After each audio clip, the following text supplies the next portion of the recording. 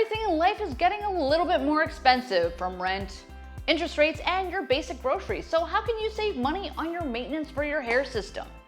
The cheapest and easiest way to save money is to do your own frontal. A frontal is when you slightly lift your system at the front and add additional adhesive to get a longer wear out of your service. You can follow the link here to see how this is done.